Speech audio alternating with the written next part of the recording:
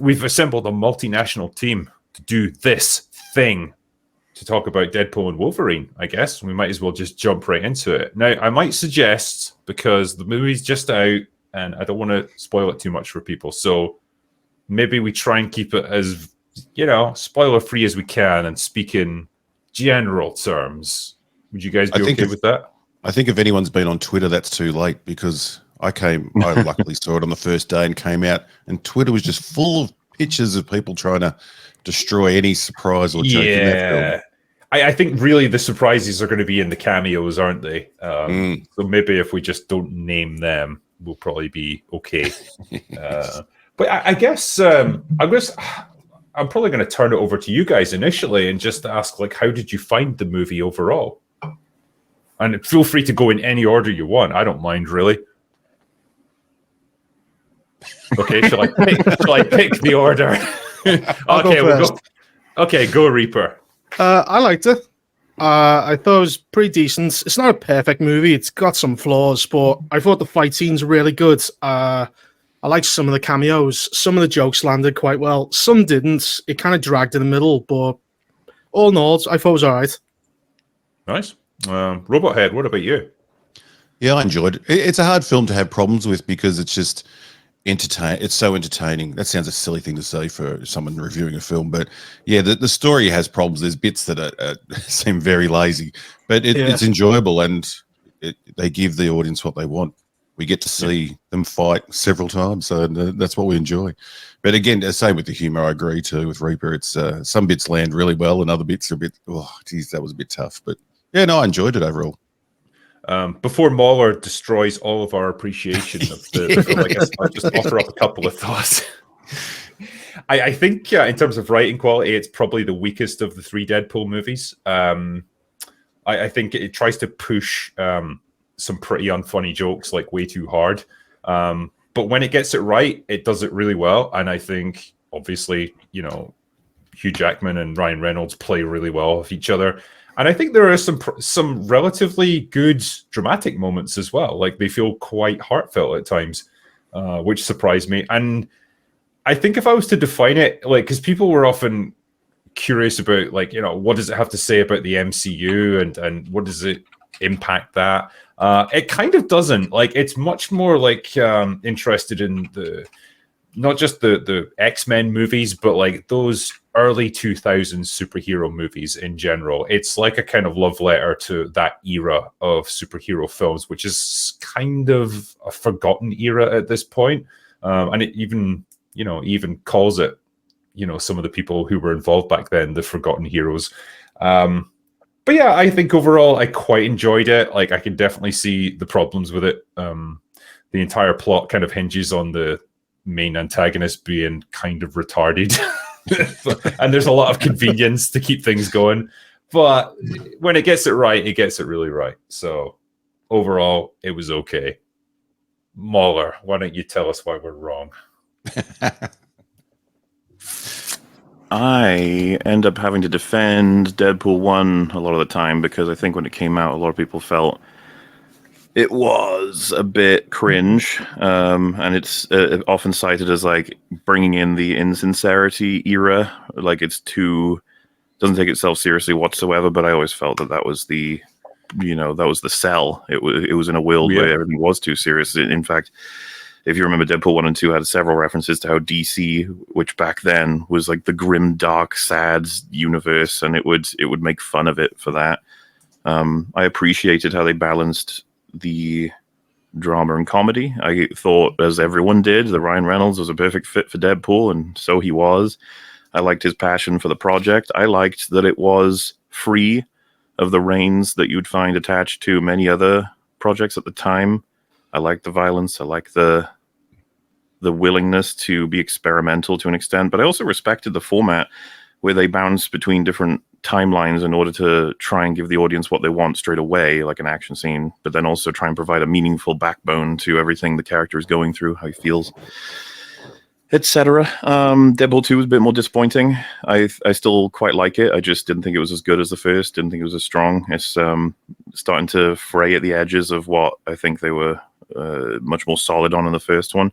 And so this one, I want to make clear, Huge fan of Hugh Jackman Wolverine, huge fan of Ryan Reynolds Deadpool. You can see me on Real BBC saying excessively that the trailer was pretty solid, and I think there's lots of room here for a really meaningful look into the characters while also having some fun. And I'm always happy to kick Disney while it's down, which this movie seemed to want to do as well. However, But here we go. I don't know why. Like for a second there, I was like, could try and sugarcoat it, but then I realized, what's the point? Like, it's just, may as well just say it. And I'll open first with saying, I think this will be hyper successful, and I think most people will love it. However, I think, and this is after thorough examination already, Deadpool was assassinated, Wolverine was assassinated, the cameos were sad, the plot's a complete fucking disaster, the world building's as bad as everything else in phase 4 and 5, the characters are all hyper retarded, the TVA is entirely nonsense. The comedy was a significant step down for Deadpool 1 and 2. They have the same self-awareness of someone like Boogie, where they do the thing and then highlight how shit the thing is.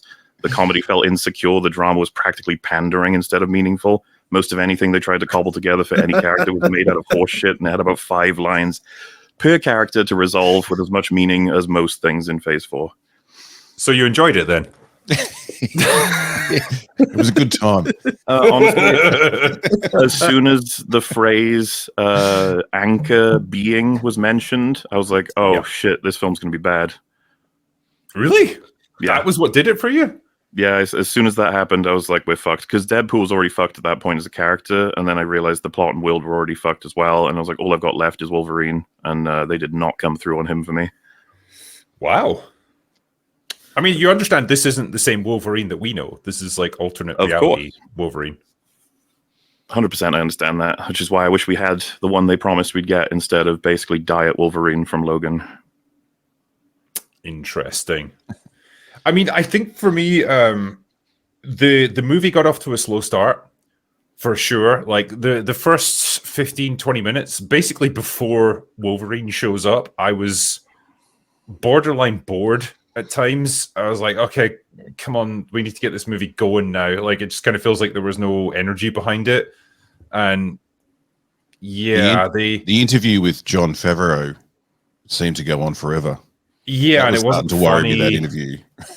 Yeah, and like, we're not spoiling anything by saying that. Like, yeah, like Happy Hogan is in it just for a brief cameo. It's like, it's nothing major. It's just like the premise basically is that Wade wants to, I guess, try out for the Avengers. He wants to try and join them, and he's not cut out for it, clearly, because he doesn't have the right temperament and stuff. So puts him into a bit of a funk, and he gives up superheroing for quite a while and just becomes a regular guy until the events of the plot capture him and put him into like a new position. But yeah, that whole cameo, that whole interview segment, it wasn't particularly funny.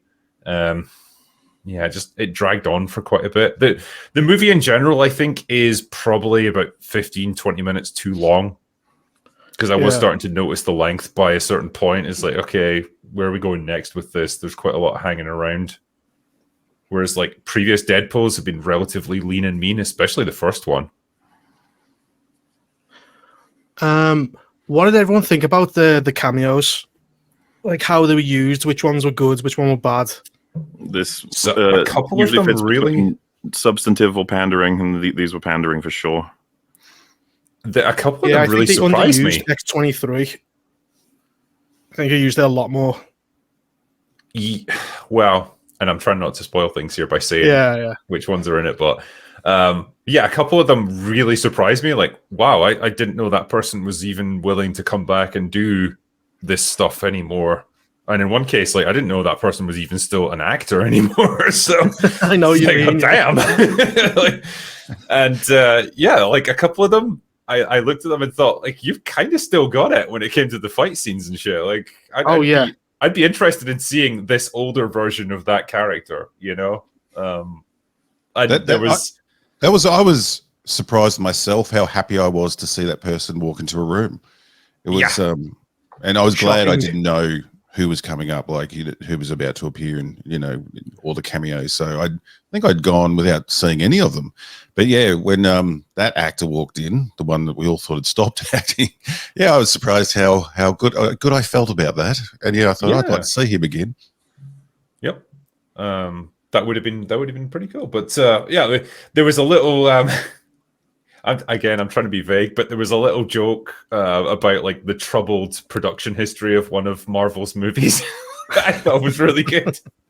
I guess this is like a broader point that I wanted to make. Like it showed that Marvel is not above laughing at itself. And some of its shortcomings, particularly with the multiverse stuff, like the movie just straight up goes in on that. Like, this is so garbage. What does he say to Wolverine? He goes, "You've come in when it's at its lowest point." Yeah. Yep. And like, I liked attractive Wolverine. I mean, attractive Deadpool. I only liked the stuff since Endgame, I think he said, didn't he? Something about that at one stage. Yeah. Yeah. So, I mean, yeah, I think it probably could have gone a little harder. Like, I feel like Deadpool 1 would have been way more ruthless about how shit the MCU is now. This was kind of a toned down, tamer version of it. But even then, like, the fact that they're willing to acknowledge some of their shortcomings was nice. It was nice to see that. Do you think that's because the film's so, like, because the MCU's in such a state, they went, we have absolutely nothing to lose. We're gambling everything on this film.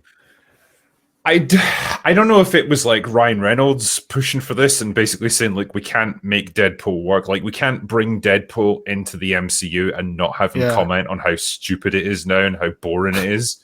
Like, because imagine if he came in and it's like, oh, I'm so excited to be part of this. It's an awesome universe, I think Kevin Feige is a visionary director. I think he's just brilliant. He keeps doing that. I imagine it all had to be approved and they probably had to walk a very fine line with what they could get away with in terms of mocking it and stuff, because they certainly didn't criticize like the pandering and the politicization and the MCU and all that stuff. Like they knew where to draw the line, I suppose, or the line was drawn for them by someone else. So it's a slightly toned down mockery, but it was still a mockery all the same, which was kind of nice to see. What did everyone think of the violence and action scenes? I like violence. I like them. Again, all the problems I have are sort of around the story, but the violence I liked. I liked the, especially like the fight in the car. Again, that was really good. Because this film has got loads of blood. Yeah, I was introduced. It was virtually like, we're going to fight again right now because the audience is waiting for it, and I can understand. Looking at Mauler, that could annoy some people, but that I liked that they just went, we're going back into it again, and here's another fight. So I kind of don't know how they got away with a 15, like considering how violent it is and how much gore there is.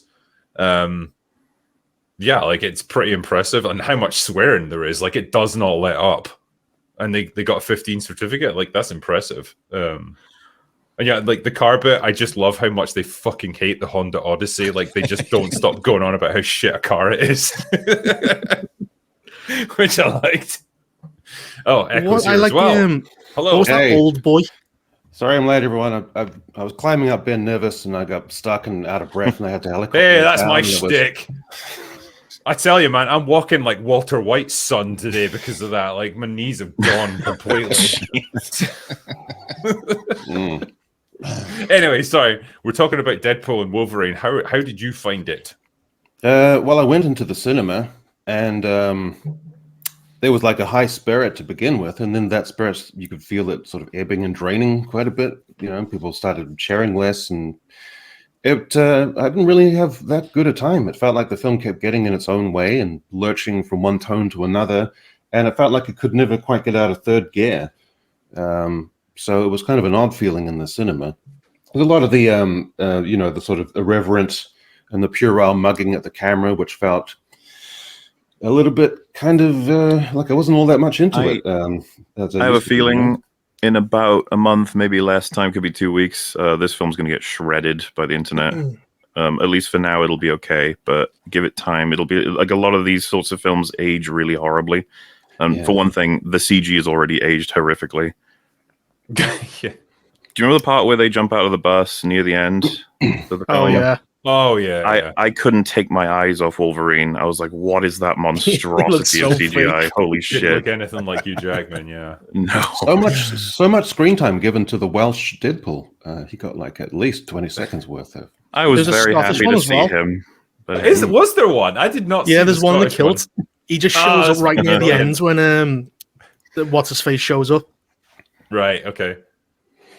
That's good. At least I would have loved to have seen the Welsh one try to talk and just like. that felt like the most. If you had someone get him to that point, it's like just one line, make fun of the language. It's like the best opportunity ever. But yeah, I mean, pandering specifically to me with that one, you know, that's what they did that for, and I still didn't like the movie. So crazy. Oof, they couldn't win you over. They did try. Yeah.